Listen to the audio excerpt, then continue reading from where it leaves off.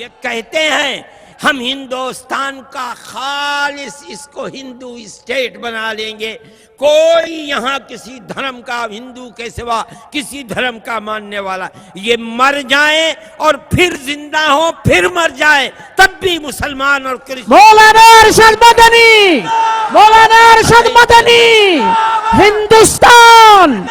ہاں، مسلمان قتل بھی ہو سکتے ہیں، کرسچن قتل بھی ہو سکتے ہیں، 50,000 70 سال کے اندر فسادات کے اندر مر گئے، میں کہتا ہوں 50 لاکھ اور مر جائیں گے، دین کے اوپر مریں گے، مسلمان بن کر رہیں گے، مسلمان بن کر مریں گے، دھرم کو کیا چھوڑ دیں گے؟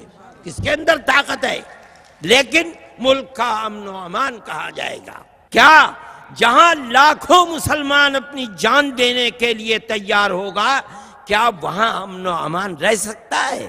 ملک کا کیا بنے گا؟ اس آواز کو نکالنے والے یہ جانتے ہیں، پاگل نہیں ہیں، کہ مسلمان اپنے مذہب کو بدل دے گا، کرسچن اپنے مذہب کو بدل دے گا، جینی ایک اقلیت ہے وہ اپنے مذہب کو بدل دے گی، نہیں، سکھ ایک اقلیت ہے وہ مذہب بدل، نہیں، مذہب نہیں بدلا جا سکتا۔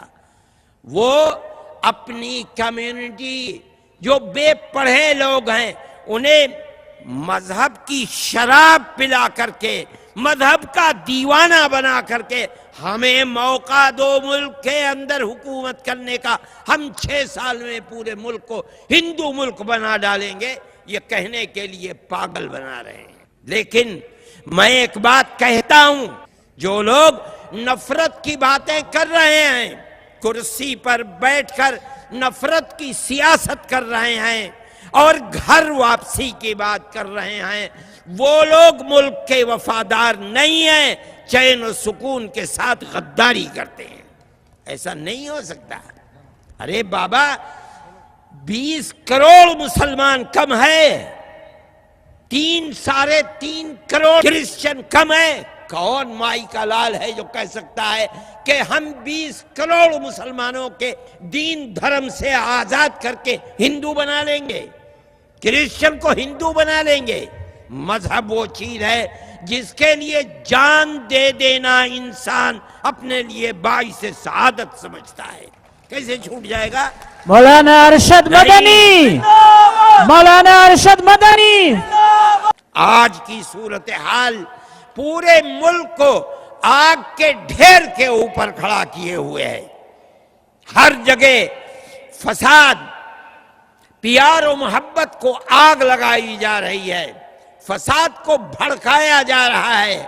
کچھ لوگ ہیں ملک کے اندر جو آج بھی یہ سمجھ رہے ہیں کہ صحیح ہے، ہمیں اقتدار مل گیا، لیکن اس طرح کا اقتدار کہ ہم ملک کے اس دستور کو بدل ڈالیں، ملک کو سیکولر ملک کی جگہ ہندو ملک بنا ڈالیں، جس کے اندر کسی اقلیت کو زندہ رہنے کا آزادی کے ساتھ حق نہ رہے، ابھی ہم اس نشانے تک نہیں پہنچ سکے ہیں۔ میں یہ سمجھتا ہوں کہ اس ملک کے اندر جہاں اتنی اقلیتیں رہتی ہیں کہ اگر ان اقلیتوں کو ایک طرف کھڑا کر دیا جائے تو آج جو اپنے آپ کو اکثریت کہتی ہے وہ اقلیت میں پڑ جائے گی، اقلیتیں اکثریت سے تبدیل ہو جائیں گی۔ اس ملک کے اندر اس طرح کی صورتحال اس ملک کو تباہ کرنے والی ہے، کبھی یہ ملک پنپ نہیں پائے گا۔ یہ ملک ہمارا ہے، اگر اس ملک کے اندر چین و سکون نہیں رہے گا، امن و امان نہیں رہے گا، تو یہاں خون اقلیت ہی کا نہیں بہے گا، اقلیت کا بھی بہے گا، اکثریت کا بھی بہے گا۔ ملک کا ہوگا کیا؟ کس طرح جئیں گے؟ کس طرح ہم ملک کے اندر رہیں گے؟ جس ملک کے اندر امن و امان نہیں ہے وہ ملک کبھی پنپ نہیں سکتا۔ یہ لوگ بے وقوف ہیں جو امن و امان کو آگ لگا رہے ہیں۔ اور پھر ایک ستم کی بات یہ ہے کہ مذہب کے گیروی کپڑے پہن کر کے اور ماتھے پر قشقہ لگا کر کے جو مذہب پیار و محبت کی دعوت دیتا ہے، اس مذہب کے لبادے کو پہن کر کے پیار و محبت کی جگہ نفرت کو جنم دینے والی باتیں کر رہے ہیں۔ یہ چیز ناقابل قبول ہے۔ اس لیے ہم کہتے ہیں، اس لیے کہ یہ ملک ہمارا بھی ہے اور ہم ہمیشہ سے اس ملک کے رہنے والے ہیں۔ یہ ہماری کمزوری نہیں ہے۔ ہم یہ کہہ رہے ہیں کہ پیار و محبت کو لاؤ، ہماری کمزوری نہیں ہے۔ ہم چاہتے ہیں کہ ملک پن پہ، ملک ترقی کرے، ملک میں آزادی کے ساتھ ہر آدمی گھومے چلے۔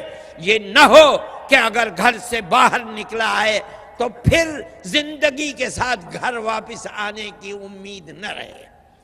وہ لوگ جو ملک کے اندر پیار و محبت کی جگہ نفرت کو جنم دے رہے ہیں اور مذہب کا لبادہ اوڑھ کر جنم دے رہے ہیں، ملک کے وفادار نہیں، اپنے مذہب کے وفادار نہیں، اپنی مذہب کی غلط تصویر پیش کر رہے ہیں۔ اگر مذہب کی یہی دعوت ہوتی اور مذہب کی یہی آواز ہوتی تو مذہب کوئی 75 سال کا نیا مذہب نہیں ہے۔ یہ مذاہب تو ہزاروں سال پرانے ہیں۔ اب تک بھسم ہو گیا ہوتا ملک، دنیا میں آگ لگ چکی ہوتی۔ کیوں پیار و محبت سے رہتے تھے؟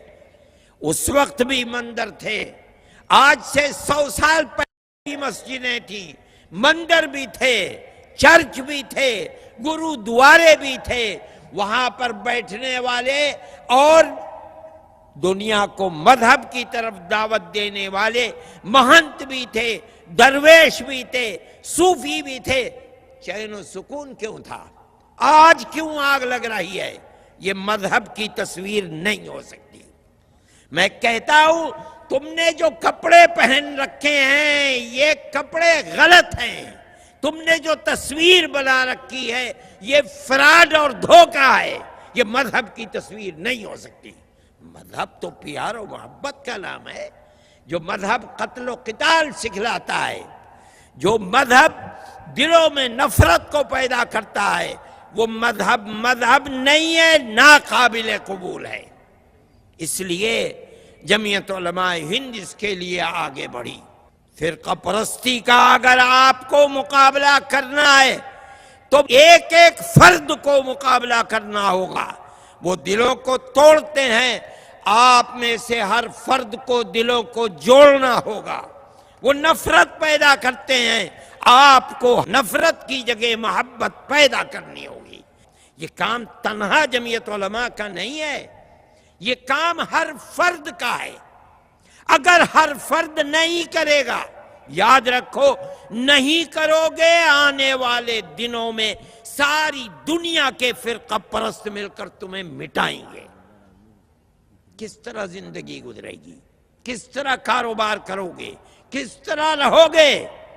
پھر اسی کے اندر مار دھاڑ ہوگی اور قتل و قتال ہوگا اور ملک تباہ اور برباد ہوگا۔ میرے بھائی، کوئی اس آواز کو نہیں اٹھا رہا تھا، جمعیت علماء نے اٹھایا، اور جمعیت علماء کا یہ کردار ہمیشہ رہا ہے۔ آپ مجھے بتائیے کہ میں جو بات کہہ رہا ہوں آپ اس کا عہد و پیمان کرتے ہیں اپنی زندگی میں یا نہیں کرتے؟ انشاءاللہ اگر کرتے ہیں تو اس کو اپنی زندگی کا مقصد بنائیے۔ یہ جو آگ اٹھ رہی ہے اس کا مقابلہ اسی طرح سے ہوگا۔